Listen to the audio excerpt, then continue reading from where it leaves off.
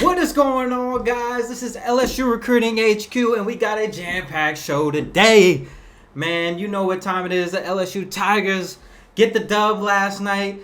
Tommy White sends LSU Baseball to the promised land, playing in the College World Series Finals, baby, and we just going to let it play for a little bit, baby. Yes, sir.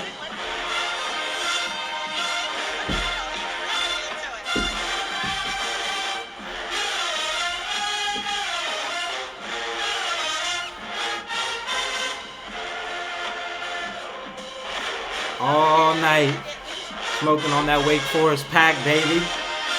Y'all know what time it is. They didn't think we could do it. They didn't believe.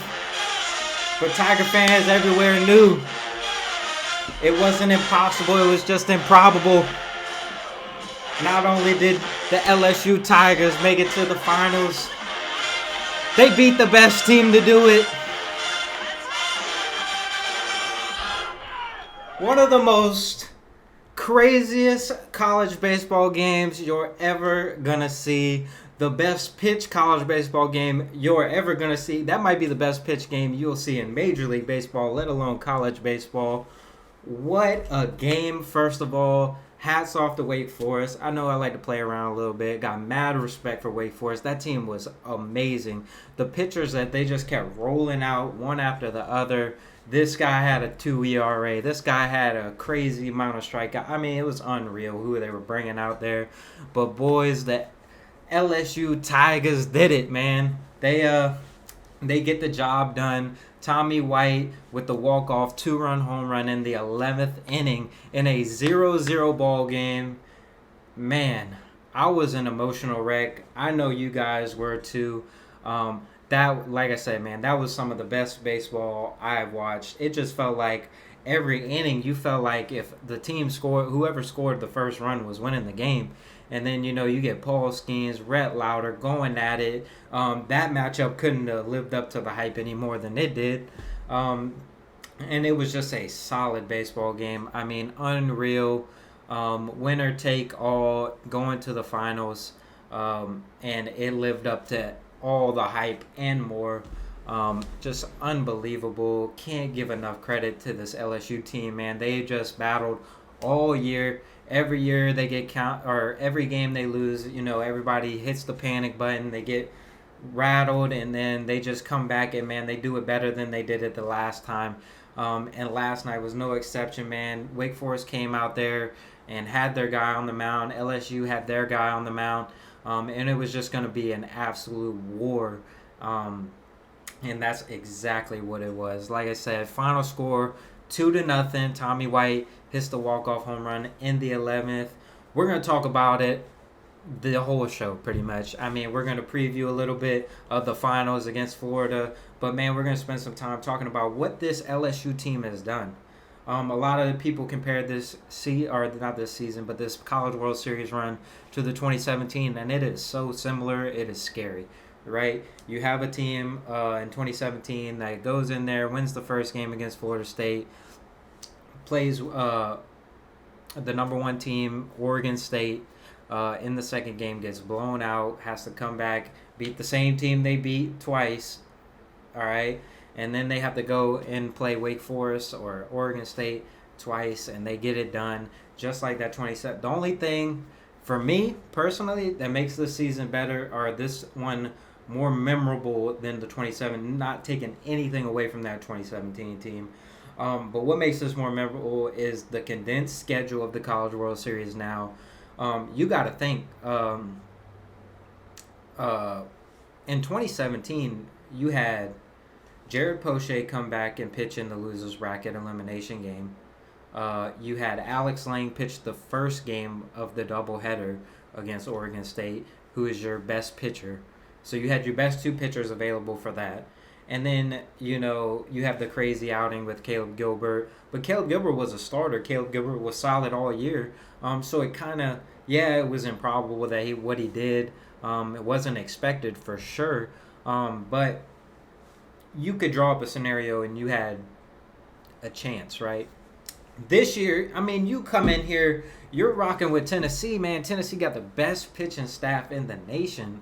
other than Wake Forest, they send out a future first round guy in Drew Beam, right? And everybody's like, oh man, I don't know. And then you have the gut wrenching loss against Wake Forest. It's not like you got blown out like you did in 2017, where you can kind of just reset the mind. Like, you're hurt, man. You were a play away from being in the winners bracket, right? And you can kind of feel that energy slipping away. But man, LSU came back. They took great at bats off Drury, and then you get the nasty boys, the big fellas out here showing out. You get Nasty Nate, you get Riley Cooper, you get Kay Beloso hitting the 3-run shot, and they send you back into the winners bracket where you got to face Wake Forest.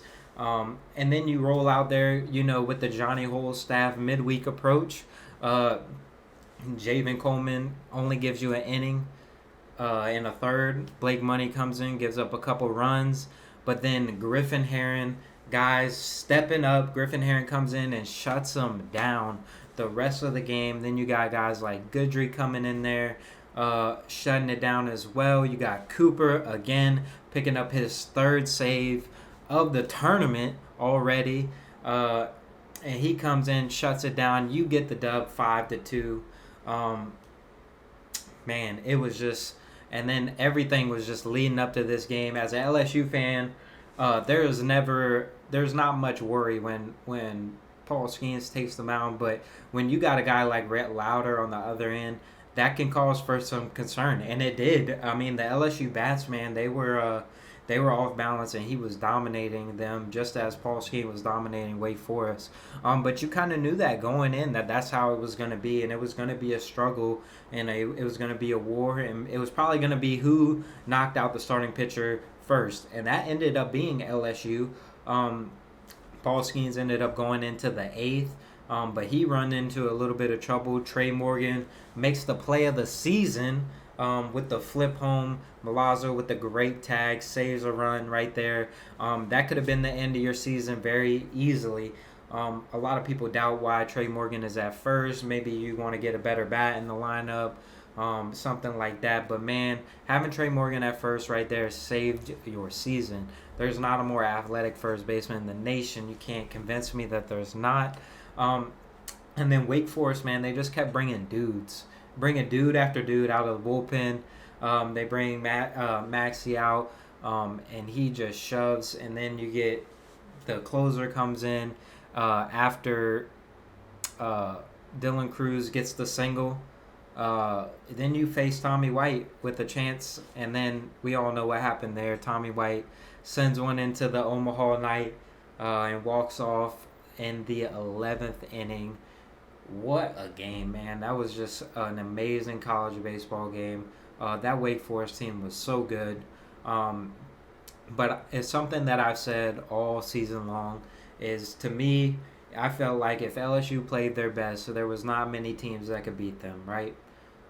There was not any team that could beat them. If LSU played their best game and another team played their best game, I feel like LSU would win that matchup every single time.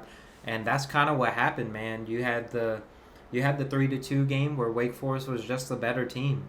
They did enough to win the game. They got the big hit. LSU didn't. And then, you come back and you got to beat them twice, and that's exactly what it did. So a lot of emphasis on this team, man. They have battled all year. They've responded to adversity. They haven't become complacent. They've had the hype all year, the expectations. But Jay Johnson says it over and over again, man. It's a process, and it is not about the team that we're playing. It's not about who we play. It's about how we play. And that was completely the absolute truth this whole tournament. Now you get to face another amazing team in the Florida Gators, another amazing pitching staff. You get Ty Floyd going game 1 against that trio of starters that they're going to be rolling out there. And you probably don't have Paul Skeens available for this thing. Maybe to close out Game 3 if you're lucky, but I have a hard time feeling that he would come back on 3 or 4 days rest and pitch start again for LSU. So you could have possibly seen the last pitches that Paul Skeens ever throws in an LSU uniform, and boy, were they big. Man, he was dying all night. Him and Rhett Lauder were just going 0 for 0 the whole night. I could have sat there and watched that game forever, man. That game was so quick. Everybody complains about the game times. That game was flying by. You blinked and you looked up and it was the fifth or sixth inning. Not a lot of base runners. The best thing about these two guys, man, is they have power stuff, but man, they don't walk anybody. So there's not a lot of traffic on base, and it felt like, you know, it was going to be whoever caught the big fly, right? Whoever caught a barrel and drove one out of the yard was going to be the one that team that won, because you weren't going to be able to string multiple hits together against these pitchers. It just wasn't happening. Credit to Thatcher Hurd too.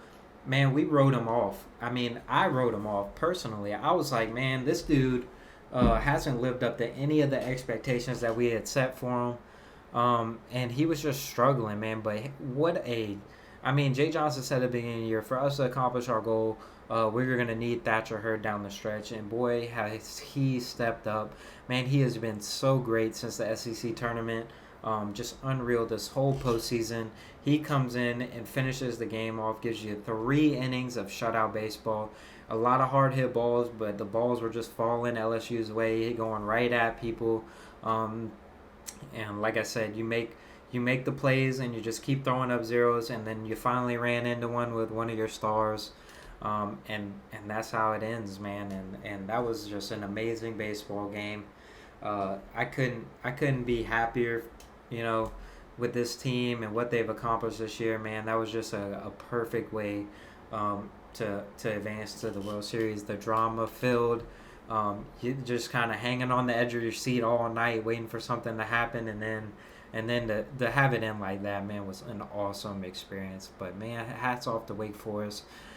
They were one of the best baseball teams. I have no doubt that between Florida, LSU, and Wake Forest, those are the 3 best teams in college baseball this year. And you can interchange any 3 of them, no matter what happens in this next series. You can interchange any one of them, and they can win on any given day. But this matchup with Florida, man, it's a 2017 repeat.